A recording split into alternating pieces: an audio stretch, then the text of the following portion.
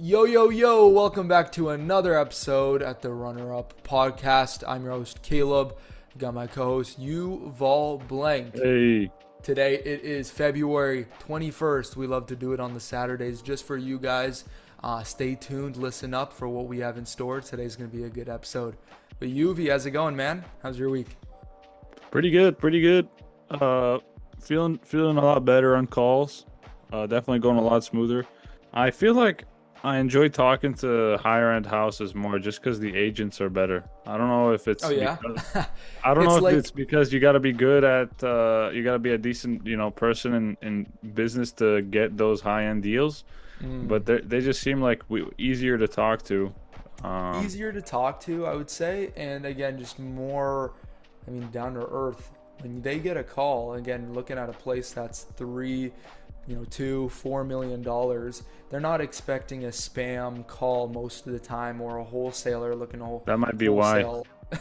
That might be why as well. So just the intent behind those calls, I think they're a little bit more down to earth and are intrigued in just cooperating because it is a nice place. They get a beautiful commission afterwards, so they're truly trying to get a deal done as well, right? I feel like they're just a little bit more realistic and cooperative, whereas unfortunately the lower budget or priced homes, you're probably getting around 5 to 10 calls a day from investors. Sorry, agents, we love you, but this is a gig that we got to do. So you signed up for it. That's all I can say. Yeah, I Um, think honestly, I think the higher ends it's easier just because like how you were saying they don't have that amount of like wholesalers and people trying to do that kind of stuff, especially yeah. for those more expensive homes. Usually there's not people that are wholesaling like $2 million homes. Yeah, Uh, it's not. it's a bit tricky. Number one, you didn't even land a deal, right? You definitely need a lot of rapport, which I think you've been creating just over the last little bit, right? Because we have our leads. They're ranging from anywhere between, you know, 2 to 300,000 to what you just had a call with a house with what? That's 4 million. So our buy box is pretty. Substantial. So. Um, yeah. I think we're getting a lot of experience with just different ranges of houses, and now we're starting to see patterns. UV is starting to see patterns in just the different types of people and realtors that we deal with based on the price of the home. This actually helps us out because at the end of the day, salespeople are always supposed to, we're always supposed to like just be prepared, right? As we before we go into the call here and kind of just assessing, okay, what do I want out of this call, and what is going to be the feedback I'm going to be receiving? What are going to be the most common objections? If anything, having this prepared just gives you leverage and an advantage in that call because again,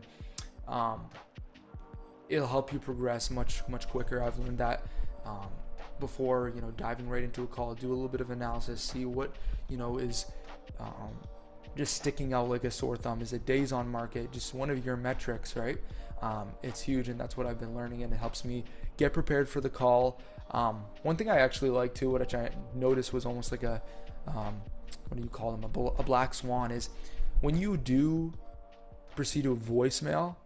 I think just ever so slightly you do get a grasp of that person's personality, which actually helps, right? It gives you Oh, another for sure. right? It does, right? You see a name on Zillow, it's just like, okay, well, now what? How am I gonna having to be dealing with this personality, right? But getting that voicemail initially, actually, it helps hearing just the tone, how quick they are. Are they, in a better or optimistic mood, or are they more on the pessimistic side? So You can tell a lot because I've had you can. voicemails where it's like, "Hey, this is Yuval. I'm currently giving my undivided attention to my customers at a house. If I'm not answering, so Yeah. stuff like that." Whereas there's other ones like, "Hey, you reached my voicemail. Send me a message." There's definitely a level of just effort at the end of the day, and I think the people that do put in even just the smallest effort in their voicemail, it does correspond to just the call that you'll probably have as well. So that's been just a hidden gem. If you guys want to get a little bit of leverage, definitely listen to the voicemail. But yeah, I feel like just outlining today the the progression in sales at the end of the day. I know we were talking about numbers and your KPIs and what you're supposed to hit, But even just, I bet you all can testify to this. The more calls and experience you start to get, just the more patterns you see within the market, within whatever, again, you're investing in Arizona or Windsor, or we got Richmond or BC. It doesn't matter at the end of the day.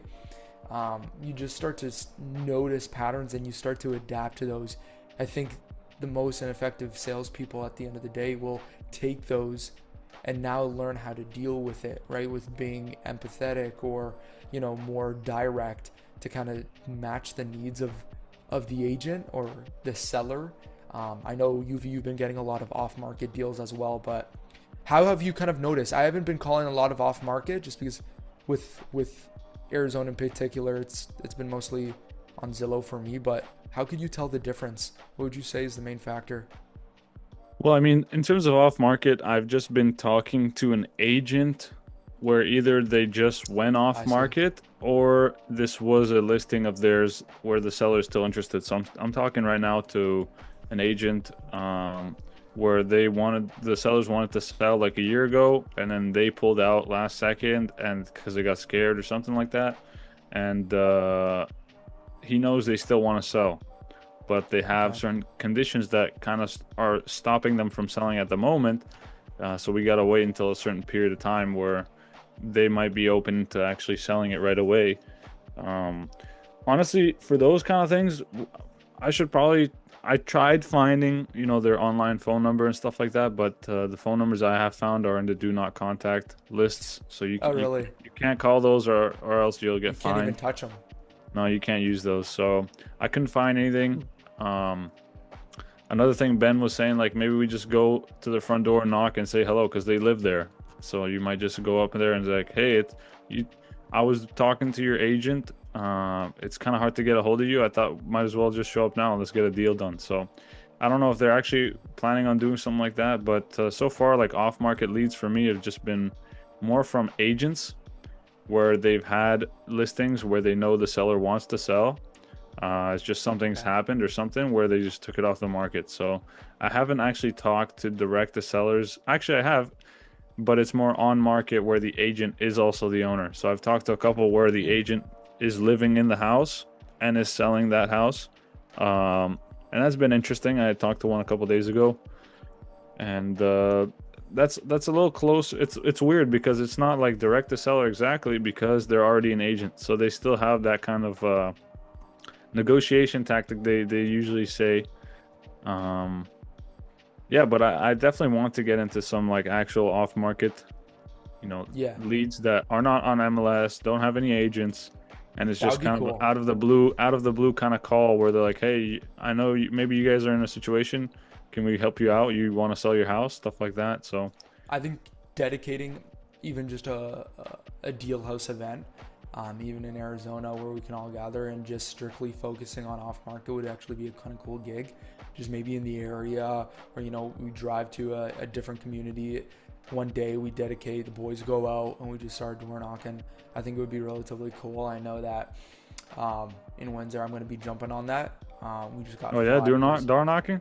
Oh yeah, we have to. It's unreal. Yeah, I just That's talking to the probably your boys. best bet, honestly. Like that's what It is. Tony said. That's probably what Ben said as well. It's just door knocking is so once They you gotta actually follow. get someone who is interested, there's a It's very worth high it. likelihood of success in It's general. always the first one that's the trickiest. At the end of the day, you've learned and can master that trade. But it's always the first one that would be a little bit more trickier, which again I'm fully prepared to do.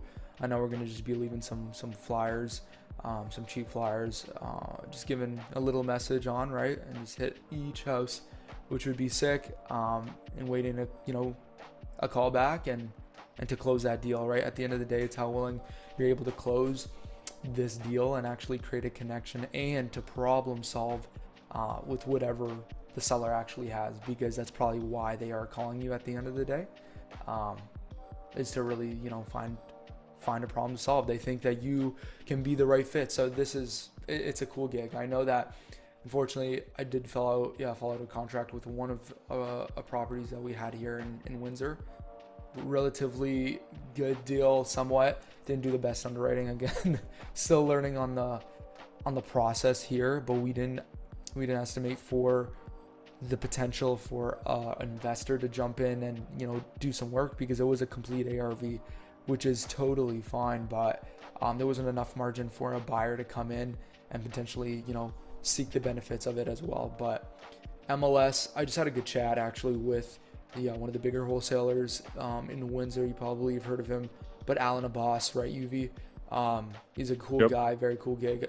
Just partnering with him on this deal as I build my buyers list as well. But he's like, you know what, Caleb, it's a bit trickier when you are finding them on a MLS here. He's had a couple under contract MLS, and buyers are very picky, especially nowadays too, and because they're not dumb, they understand where the market is too. And he actually hasn't been successful in the MLS ones as well. That doesn't make sense. I think the only reason is probably because the agent's cock blocking them to get to the bottom line with the seller. If you get a Right, good and then deal, you it never doesn't know. really matter if it's off market or listed. If it's a good price compared to the fair market, a deal's a deal. I don't know what A else you got deal's to a show deal, them. that's right. But also there are different factors. People don't always think the way you do, right? There are different things that investors look for, landlords look for, right? And people that have experienced that have places under contract that they thought could be a good deal did end up playing out, right? Because people are picky at the end of the day, especially when they're putting up money for the place and then also wanting to pay an assignment fee, right? It really does have to make sense for them. But a deal is a deal at the end of the day. That's Well, why, that's why you get a good deal. If it's a good deal, they won't be picky. They see the numbers and they're like, whoa. Even after the assignment fee, this guy got me at such a good price that I'm enjoying this. So yeah, I think that's yeah, that's definitely the goal. that is definitely the goal. And I mean, knowing that, it's not the easiest thing, especially on the MLS too, because you're fighting against these agents that think that they have the best price, that they are priced under fair market value and want a bidding war. You have so many different cases and Yeah, you scenarios. guys have So a really big thing where you guys underlist to start a bidding war, right? I that's a saw that you were big showing thing. a property once where they're like 200 and they want 400 something, 500. I was Yep. like, what? Why are Yep. you So these guys listed numbers so aren't even low though? accurate. Yeah. It's so pathetic because you see just the perception behind it. So I think this I've been getting more and more calls now, and there's a lot of power of sales actually coming in and rising in Windsor alone, just because mortgages are renewing and people aren't able to afford their place. So there are certain numbers that people actually need to hit, and since they bought so incredibly high during the pandemic, they're listing out what they need, and these numbers are exaggerated. These numbers are completely um, just words of fair market value. They're incredibly higher, which again is like, okay, how'd you get this number, right? And then they'll BS, a response. This is what my seller needs. Um, but I think, just cracking the code, really getting a connection with the realtor at the beginning is huge because then there's so many black swans. There's so many hidden gems that they actually reveal during those conversations when it just takes, a little time to build rapport at the beginning.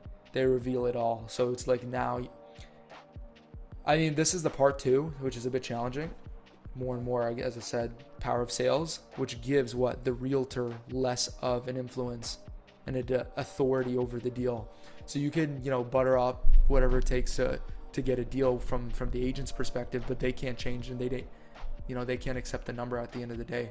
It's either the bank or the lender or whoever it is that actually has possession of that property. So we're definitely coming into a unique time here that we're going to see what happens. We're going to see if these lenders can just crack a little bit, cave, and we can get a good deal. So Mm.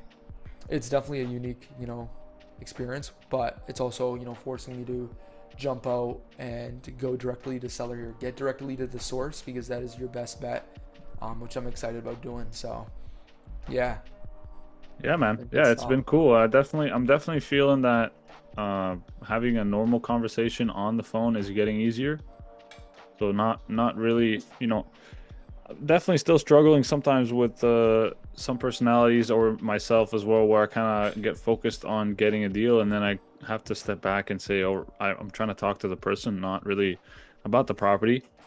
And I've had some good convos where, it's just kind of naturally flowing. It's like they say something, oh, okay, and then they say something else, and then I connect it from another call I had, which was good, and then it just keeps Perfect. building on a story and a story. So, Yeah. yeah, I think it's been really good, especially just trying to focus more on just having a convo with them, and then you can bring up the house, sure, but like just getting good connections with the agents, they can bring deals in the future for you as well, right? Why not? If they bring you off market, like I've had a couple saying, yeah, I've had off markets in the past that have been good, and I kind of struggle to find an investor, or I'm looking, you know, I don't have the funds, but I'm looking for someone who's interested. I told them, yeah, send it my way for sure. We're looking to buy, so I think it's that's why the relationship with them is really important. Yeah. Oh, dude, it is. Yeah, and I'm glad you said that, just because, again, as stated, finding these patterns and finding just the things that agents say, you can direct that into the conversation that you are currently having. You're like, okay, well, now I know what to say here and here, and that just builds over constant practice. And I think, just again, as we said, it's a complete numbers game. And I think I learned something that's just really valuable. And again, it's something I wish I learned really early on, just even before my sales um, career, because again, this is such a sales game at the end of the day. I'm reading a book from Grant Cardone, amazing, Sell or Be Sold. Just really outlines how you need to be sold on what you actually are selling. Whether in this case it's the service that Mhm. you're providing, the convenience you actually have. Why would somebody else listen to you at the end of the day if you don't believe it in yourself? A lot of people come with the approach. There's only two reasons. The book outlines this of why people don't actually get results, right? I like to emphasize this, and I told a couple people this as well. Is number one, they are selling something that doesn't align with their values anymore. Number two, they're selling something that they're actually not sold in no longer, right? Maybe it started up. Maybe it was a motivational speech earlier on, right? Or a video that you saw, or a class that you were a part of, right? And you got emotional hype, right? And you're feeling good, you're motivated, but that is all just temporary at the end of the day. That does fade, right? So it's like, oh my goodness, this, and learning to 100% commit and actually transforming that mindset. And this stuff works. There's also a part in the book, an analogy called the 90-day phenomenon. I feel like sometimes we experience this, maybe when we started out, but the whole idea is that the first 90 days are going to be, again, just the most tough. Not, I wouldn't say tough, but you're motivated, you're hyped from a class or whatever it is, and now that 90-day span, if there are not results actually achieved within those 90 days, they say that is like the pivotal point. That's where people actually, you know, end up quitting or lose the motivation or the drive to do something, because just that span is where I don't So know, you're saying at 90 days you reach that fork where you have that to make fork. Yeah, you have to make a decision if you stay on the path or if you're going on a different path. Is that what you're saying? basically. Yeah, because by that time you're not experiencing that emotional hype. You start to see the actual need, and the work that needs to be put in as a, just sales in general, and the calls, and knowing that it's just a numbers game. And doing the math prior is actually very important. Okay, knowing I need to do 100 calls to get something under contract, right? It takes 100 calls to get something under contract. Maybe it takes 5 contracts to actually land a deal or something at the end of the day, right? So doing the math, okay, how much energy, how much work do I actually have to put in, maybe to do 20, 30 calls a day, or whatever it is. And now it starts just becoming surreal. Using that data now, you can make your ultimate choice. Are you gonna fully commit? Are you gonna be fully sold? Because at the end of the day, right, like UV, we can come up with this analogy that, let's say UV has that water bottle for doing 75 hard. That water bottle is unreal. Let's show the camera. Yeah, there it is. A gallon, okay? Right? This is my water bottle. I think, I don't know. Yeah, there we go. This is half a gallon though. It's That's not half a a gallon. Okay. So, but that water bottle is way bigger, right? And UV wants to sell me on that. For an example, this water bottle contains much more water, right?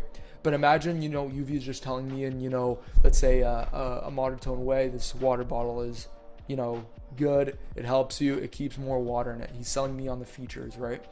But what I found just in the book itself is you have to learn to be sold on what you actually are selling to, right? You actually want to have that experience with the product or service as well. Have you embraced it? Have you sold to an investor, right? Have you sold something for cash in the real estate perspective, right?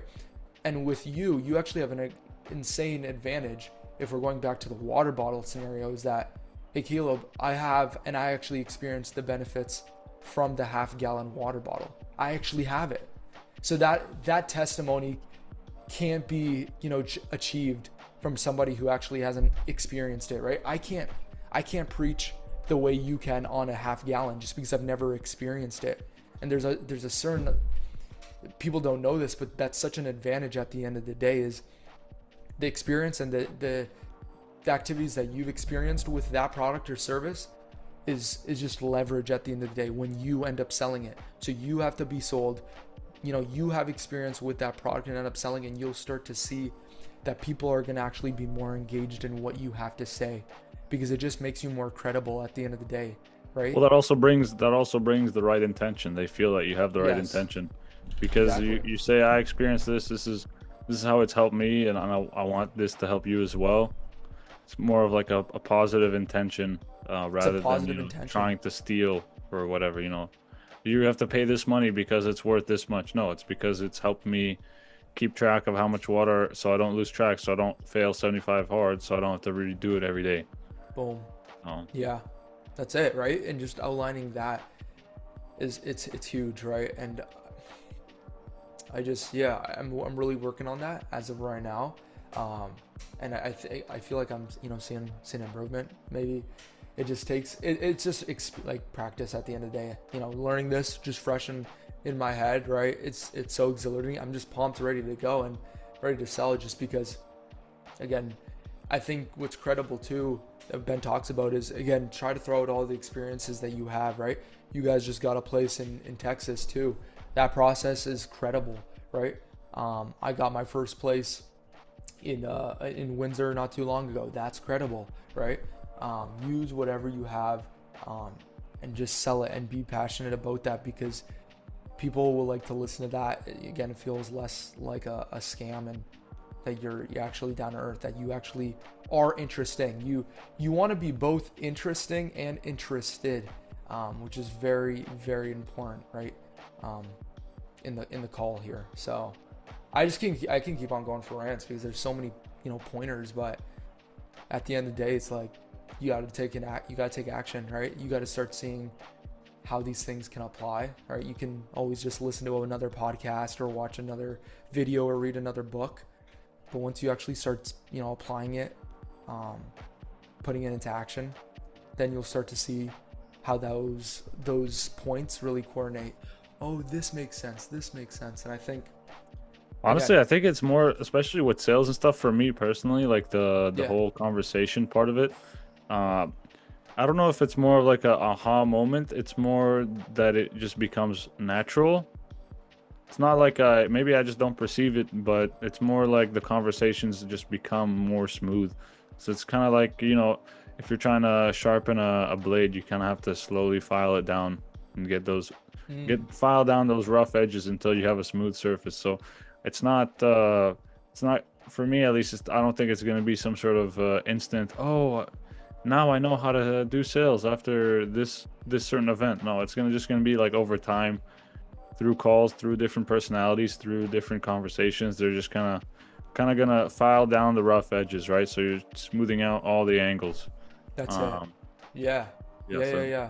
And I think what's the biggest point here, which is, again, humbling and keeps the urgency going here, is that I will never achieve the dream of being the best salesman I can imagine of. I want to continue to grow, right? I want to see and just kind of exude the confidence that I can be, the best salesman ever. But that goal will never be achieved, because no matter how much I progress, there's always something to learn. There's always another step. And I think that just is the driver at the end of the day, knowing that this is not a destination. it is a complete journey that's everlasting here. And it's yours to cultivate. It's how fast you want to learn, right? How fast do you actually want to apply it? Which is, I mean, exciting, right? So if you're watching this, continue to just push on and keep growing, right? Never stop, because it's always, at the end of the day, it's not timing the market, it's time in the market. So you just have to keep going, and continue to learn, no matter what you face, what objection you're handling. It's all a test, bro. So Yeah, and usually even when you have like rough days where you don't really want to make calls and you're like, oh, if I don't make the calls today, nothing is gonna happen. After the day's done and you persisted and you made the calls, you feel a lot better. Even if nothing happened, you feel a lot better. You know yeah, that you actually put in work today, where pretty kind of puts the stress off your shoulders, saying that I'm doing what I'm supposed to, and I know it's gonna take time, but I'm still moving forward. So exactly. I mean, as long as you're moving forward, you're not falling behind, right? Because if you're not moving forward, you are falling behind. So that's my only thing. Yeah, no matter what pace, I mean, you're going at the end of the day, if you can continue to just take one more step, make one more call, right? I know UV knows that, just, doing, what is it? The power of one more or something like that. Um, it's a real emotional and mental driver, is, just the power of doing one more, whatever it takes. Even if you don't see the result at the very beginning, right? I think that's where a lot of people just get thrown off, is I'm not seeing results here. I'm not seeing how we can, achieve this right now. And that's the biggest problem, is you won't see it at the beginning. It's impossible, because of the skill sets that are actually acquired, right? That's why it's such a, leap of faith, and such a activity of dedication and commitment, because it's never achieved at the beginning. You're never going to understand the layouts and the systems and the process on how to actually achieve success, right? At the very beginning, it's always going to be a journey, but there's always a light. I always yeah, like that to was say, exactly what I was saying. Where you don't really notice your skills getting better, because yeah, it's like a slow grind. So it just kind of smooths out over time. It's like a rock in a stream. You don't really, if you look at the rock, nothing's gonna change. But if you come back in a certain amount of time, you might see a difference. But mm, if you're the rock, you're not gonna notice anything, right? yeah, So I don't know if that's a interesting. good enough. I don't know if that made sense, but Did you come with that on the fly? That's pretty good. yeah, I was trying to. That's good. When I was talking about grind, I was just imagining like water dripping on a stone. You know how there's some stones where Oh, the they've been in erosion. one spot where water drips on it for like 100 million years, and it's got like a hole through it. Yeah.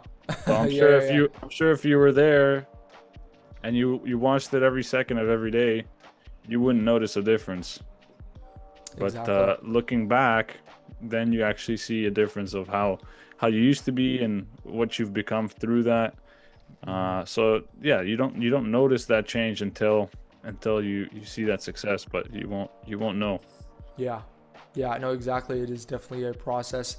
And that's the whole point. I think even, and Ben stated this, even once you get to a certain point where, one could say that you've achieved quite a bit, or just success, to your perception at the end of the day, it actually won't be that big of it. Again, as you said, aha moment. It will just be another work day. Let's say, you're just counting your balance Exactly. sheet. It's just another day, You right? put in so Let's many say, hours that it's just every normal day for you. exactly. You hit that $1 million mark in net worth, or whatever, your goal is to achieve. It's just another day, right? A lot of people, I mean, can take it. I hear a lot of stories, and this is the biggest problem with society, is that there's a lot of people that say things that they haven't even achieved. They just take a image or a perception that they have, right? And they haven't even achieved it, right? Even just the analogy of things that happen all over the world, right? I like to think about, just the news, for an example. Oh my goodness, did you see what happened? Let's say in Africa, or whatever, the news broadcasts. It's like, okay, have you been to Africa? Have you seen just the side effects? Have you experienced that? Have you gone through the work, right? Or whatever it is. Have you, made $1 million, right? Do you know what it takes to go through that, right? or just use analogies. A lot of people will say things when they actually haven't even achieved it themselves. And that's what I find is they'll definitely be more on just the judgmental side, right? And I think it's formed out of jealousy at the end of the day, right?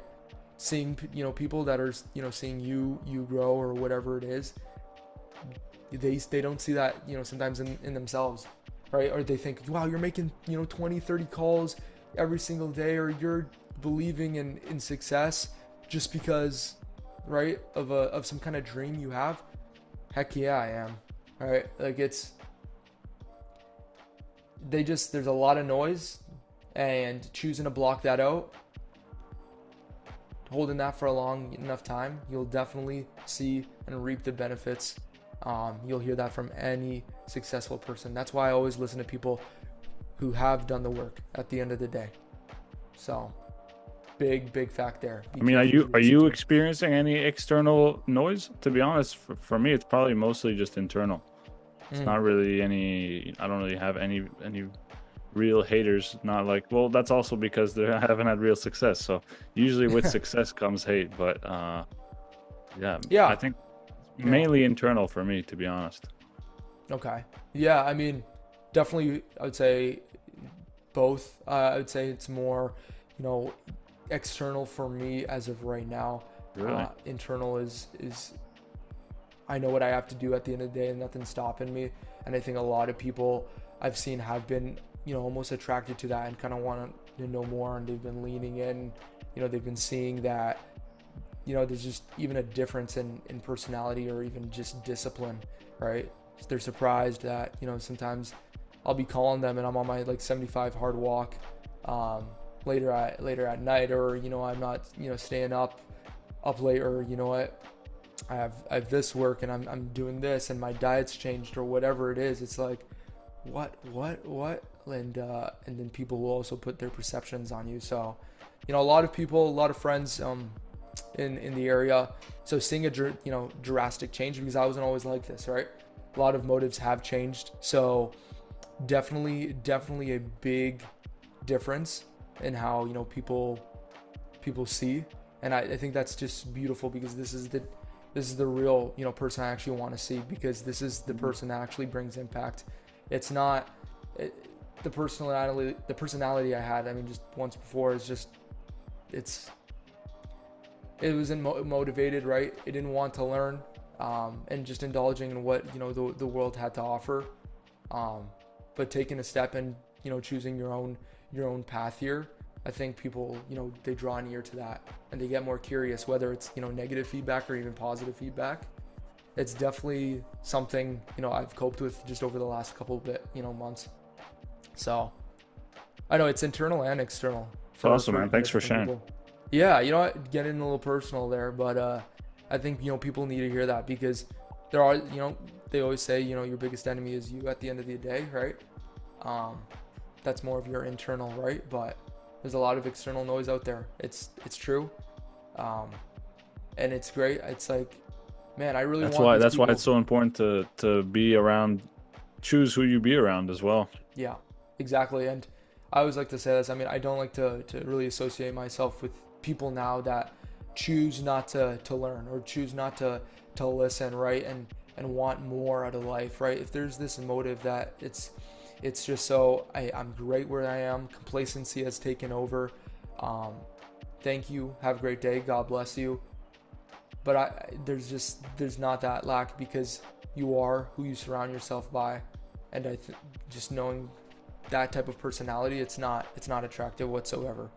So choose wisely who your friends are. Yeah.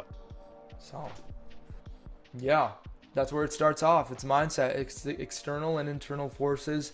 You got to choose and to walk on, the path that is just, it's long, but there's a light at the end, right? Ben always tells us, hey, continue, just walk in the mud. Just continue to go in the mud just a bit longer, right? And choose to see the light at the end. Don't look down, right? That's also why he says, it's just, you're all going to the same place. You're just going in a different pace. So yeah, exactly, right? There's always a light that you get to choose to see. That's all it is. Choose to see it, and it'll happen one day. But there needs to be a level of faith at the end of the day, and just perseverance. It's not easy. It's not easy. So you choose how your life can be, and just take massive action. Be sold. Put 100% commitment. If I were to leave those, the words, if I were to, die tomorrow, it would just be, number one, Lord loves you. Number two, just commit 110% of the way and never stop, never look down. So, yeah, I don't want to be a pessimist here, but you never know when your last day is. So I'd love to leave that message with you That's why guys. you gotta be present, enjoy every moment. That's it, man. That's it. So I don't know. Yeah, if you have some final thoughts here to share. Yeah, just be present and enjoy every moment of your day, and don't let days go by without, you want to be able to remember what you did yesterday. Mm-hmm. Yeah, yeah, that's good. And always use yesterday's experience to and just reflect off of that, and let it just dictate where you want to go in the present and in the future, right? Learning just off of mistakes, or they always say you learn best during failure, right? And I heard this from Ben, and it's really just relative to me. You want to move really quick. I mean, speed is the name of the game here. Just because with all these resources we have, I'll leave you guys with this. But you want to move with such speed that if you fail in one spot, you have the option to choose and go a different route before somebody even has the time to make a complete decision. I feel like there's a lot of just indecisive people now, and there's so many options out there. People just wonder and ask why things are happening, right? But things aren't getting done. People aren't taking enough action. So I want to just progress in something, fail in it, whatever it is, go a whole different route if that's the case, or change things before somebody even makes a decision. That's just commitment. So I like to kind of view it at that. So speed. Awesome. But guys, I mean, comment down below. I mean, let us know if there's anything you guys want us to dive in on YouTube. I know we broadcast this on Spotify as well. Hit the like button if there is. I think there is. Share this if anybody needs to hear this. We are 18, 19 years old, focused on making an impact in this world and growing our success and creating, generational wealth for our families to come. So stay tuned as we continue to, embrace this journey. And we will see you guys in the next episode. All right. Take care, guys. See you guys.